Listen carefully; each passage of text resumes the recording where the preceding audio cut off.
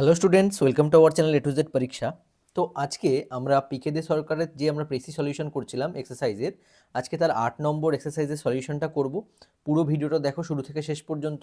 এখানে আমি প্রথমে ডেসক্রাইব করব এই প্যাসেজটায় কী বলতে চাওয়া হয়েছে এবং তারপরে আমি তোমাদের সামনে প্রেসিটা লিখে দেবো, ঠিক আছে? তো দেখো কি বলেছে। আর তোমরা যারা নতুন আছো তারা কিন্তু অবশ্যই চ্যানেলটাকে সাবস্ক্রাইব করে নিও এবং লাইক করে দিও, শেয়ার করে দিও, ঠিক আছে? এবং ভালো লাগলে অবশ্যই একটা কমেন্ট করো এবং তোমাদের নিজস্ব প্রেসি নিজেরা করে প্র্যাকটিস করে কমেন্টে তোমরা কিন্তু সেটাও লিখতে পারো, ঠিক আছে? আমি কিন্তু দেখব। তো এইভাবে প্র্যাকটিস করতে থাকো, আশা করছি তোমাদের অনেক ইমপ্রুভমেন্ট হবে এবং মেন্স এক্সাম তোমরা খুব সহজেই ক্র্যাক করতে পারবে। তো চলো শুরু করা যাক। তো দেখো কি বলা হয়েছে, a poor boy was employed at the house of a lady of rank as a servant, ঠিক আছে? তো একটা গরিব ঘরের ছেলে, তাকে এমপ্লয় করা হয়েছে একটা বাড়িতে of a lady of rank, মানে এখানে লেডি অফ র্যাঙ্ক বলতে কোনো এক স্বনামধন্য বা সম্ভ্রান্ত পরিবারে সেখানে সার্ভেন্ট হিসেবে তাকে এমপ্লয় করা হয়েছে। বোঝা গেছে? আচ্ছা, one day finding himself alone in the ladies dressing room, একদিন নিজেকে কি করলো, finding himself alone in the ladies dressing room, সেই লেডিজ ড্রেসিং রুমে, সেই ঘরে, ঠিক আছে, সে নিজেকে একা, ওখানে সে একাই ছিল। তো সেখানে কি করলো দেখো, he waited a few moments to take a view of the beautiful things in the room. সে অনেকক্ষণ ধরে সেই রুমের বিউটিফুল ভিউজ, যেহেতু একটা সম্ভ্রান্ত পরিবার, ঠিক আছে, সম্ভ্রান্ত ঘর, lady of rank as a servant, সেরকম জায়গায় সার্ভেন্ট হিসেবে গেছে, তার মানে জাঁকজমকপূর্ণ তার রুমটা, সেখানে ড্রেসিং রুমটা, সেটা দেখে সে কি অবাক হয়ে গেছিলো। হ্যাঁ, তাই বলতে চেয়েছে যে view of the beautiful things in the room. A gold watch, হ্যাঁ, সেখানে কি ছিল দেখো, একটা গোল্ডের ওয়াচ ছিল, richly set with diamonds, diamonds দিয়ে সেটাকে, মানে ওর মধ্যে ডায়মন্ডের কাজ করা ছিল, caught his attention and he took it up in his hand, তার অ্যাটেনশনটা ওই ঘড়িটার দিকে গেল, টুক ইট আপ, সে সেটাকে তুলে ধরলো, ইন হিজ হ্যান্ড, হাতে ধরলো, ঠিক আছে। Immediately a wish arose in his mind, ঠিক আছে, সাথে সাথে তার একটা উইশ, মানে ইচ্ছে মনের মধ্যে আসলো, কি, ah, if I had such a one, যদি আমি এরকম একটা পেতাম। আফটার এ পজ, কিছুক্ষণ থেমে, হি সেইড টু হিমসেলফ, সে নিজেকেই বলতে লাগলো, but if I take it, কিন্তু আমি যদি এটা নিয়ে নিই, I shall be a thief, আমি কি হব, একটা থিফ এ পরিণত হব, থিফ মানে চোর, তাই তো। অ্যান্ড ইয়েট কন্টিনিউড, এবং এইভাবে সে কন্টিনিউ ভাবতে লাগলো কি, নোবডি সিজ মি, কেউ আমাকে দেখতে পাচ্ছে না। নোবডি মানে কেউ না, নোবডি কেউ না বলতে দেখো নিজের মনে মনেই কিন্তু এগুলো তার ভাবছে। হ্যাঁ, আচ্ছা, does not god who is present everywhere see me, তাহলে কি গড কি দেখতে পাচ্ছেন আমায়, যে নাকি সব জায়গায় প্রেজেন্ট রয়েছে। ওভারকাম বাই দিস থটস, এই রকম চিন্তাধারা উপরে এসে কি হলো, and laying down the watch, সে ওয়াচটাকে আবার সেখানে রেখে দিল, এই সমস্ত চিন্তাধারা করে, ঠিক আছে। হি সেইড, সে বলল, নো, না, I would rather be poor and keep my conscience, বলছে আমি গরিব থাকবো এবং আমি আমার বিবেক, কনসিয়েন্স মানে বিবেক, বিবেককে বজায় রাখবো, then be rich and become a rogue, rogue বলতে মানে খারাপ মানসিকতার ব্যক্তি, ঠিক আছে, মানে কি আমি আমার বিবেককে বজায় রাখবো, then be rich and become a rogue, দুর্বৃত্ত ব্যক্তি না হয়ে, ঠিক আছে, আমি আমার কি কনসিয়াসটাকেই মেইন প্রায়োরিটি দেব, সেটাই বলছে। হ্যাঁ, এইবার এই প্যাসেজটার মধ্যে আমরা প্রেসি করব 50 ওয়ার্ডসের মধ্যে। প্রথমে আমাদের কি করতে হবে, একটা টাইটেল দিতে হবে। তো দেখো টাইটেলটা দিচ্ছি। ফার্স্ট কি লিখব, কনসিয়েন্স মানে বিবেক, তাই না।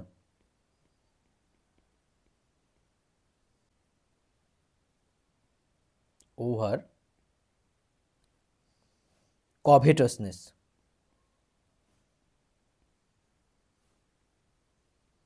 বোঝা গেছে? তো দেখো কি লিখলাম, কনসিয়েন্স ওভার কভেটাসনেস, তাই তো।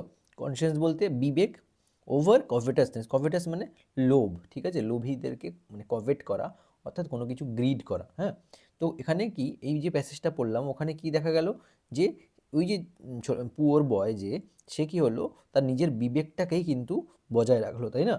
কভেট মানে সে লোভটা ত্যাগ করলো, সেই ঘড়িটার আবার জায়গার মতো রেখে দিল। তো আমি এখানে এই টাইটেলটা দিলাম যে কনসিয়েন্স ওভার কভেটাসনেস। এখানে কভেটাসনেসের ওপরে কনসিয়েন্সটা কিন্তু জিতলো, তাই তো, বিবেকটা জিতলো। তো এইভাবে কিন্তু তোমরা তোমাদের মতো টাইটেল সাজাতে পারো এবং কমেন্টে কিন্তু অবশ্যই জানাতে পারো। তো চলো শুরু করছি লেখাটা। দেখো, আ পুয়ার সার্ভেন্ট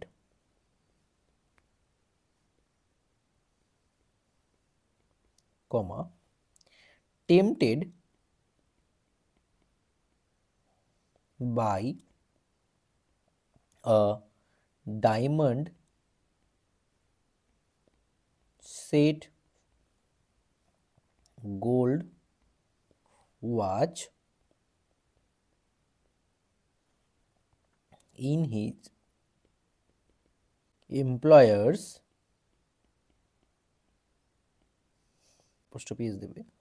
dressing room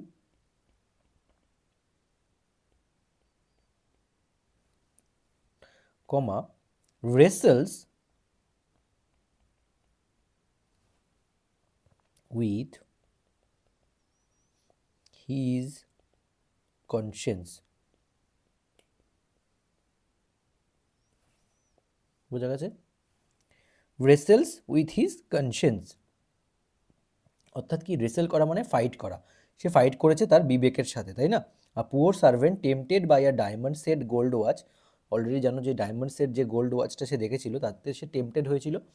এবং in his employer's dressing room, কোথায়, তার এমপ্লয়ার তাকে যে কাজে রেখেছিল তার ঘরের ড্রেসিং রুমে। রেসেলস উইথ হিজ কনসিয়েন্স, সেখানে সে তার বিবেকের সঙ্গে ফাইট করছিল, তাই তো? আচ্ছা, পরের লাইনটা দেখো, দো অ্যালোন কমা একা থাকা সত্ত্বেও, তাই তো, যদিও সে একা ছিল, though alone he realizes that God sees everything. সে কি রিয়েলাইজ করেছিল? যে ভগবান কিন্তু সব কিছু দেখছে। আচ্ছা, এখানে রিয়েলাইজেস না, এখানে রিয়েলাইজড করো, ঠিক আছে? ফার্স্ট টেন্সে রয়েছে সব, হ্যাঁ। তো he realize that God sees everything, সে রিয়েলাইজ করলো কি, যে ভগবান কিন্তু সব কিছুই দেখছে, তাই না? Full stop. পরের লাইনটা দেখো কি লিখবো, choosing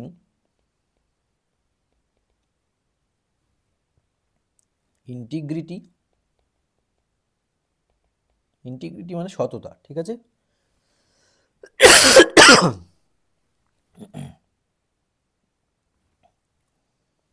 over wealth, comma he resist, সে নিজেকে রেসিস্ট করলো, তাই তো, বা হি রেসিস্টেড দ্য আর্জ টু স্টিল, সে নিজের যে চুরি করার যে ইচ্ছেটা সেটাকে কিন্তু সে দমিত করলো, তাই না? রেসিস্ট করলো, বাধা দিল, দমন করলো আর কি, হ্যাঁ। হি রেসিস্টেড দ্য আর্জ টু স্টিল, কমা অ্যাফার্মিং, কি অ্যাফার্ম করলো? That a clear conscience is more valuable than crisis। বোঝা গেছে? ফুল স্টপ, লেখা কমপ্লিট। তো এই লাস্ট লাইনটা কি লিখলাম, চুজিং ইন্টিগ্রিটি ওভার ওয়েলথ, সে ইন্টিগ্রিটিকে চুজ করলো ওয়েলথের ওপরে, তাই না? ইন্টিগ্রিটি মানে সততা। আচ্ছা, অ্যান্ড হি রেসিস্টেড, নিজেকে রেসিস্ট করলো, দ্য আর্জ টু স্টিল মানে চুরি করার প্রবৃত্তি থেকে নিজেকে কী করলো? রেসিস্ট করলো, আটকালো। অ্যাফার্মিং সুনিশ্চিত করলো যে দ্যাট আ ক্লিয়ার কনসিয়েন্স, যে একটা পরিষ্কার কনসিয়েন্স বলতে স্বচ্ছ বিবেক, তাই তো, is more valuable than crisis. Crisis বলতে এই যে ক্রাইসিস মানে অভাবের থেকে কিন্তু এই, ঠিক আছে, ক্ল্যারিটি যেটা বলে সেটা কিন্তু অনেক বেশি ভ্যালুয়েবল, মূল্যবান, তাই না? তার জন্য কিন্তু আমি এই টাইটেলটা দিয়েছি, কনসিয়েন্স ওভার কভেটাসনেস, ঠিক আছে, কভেটাসনেসের উপরে কনসিয়াস, বোঝা গেছে?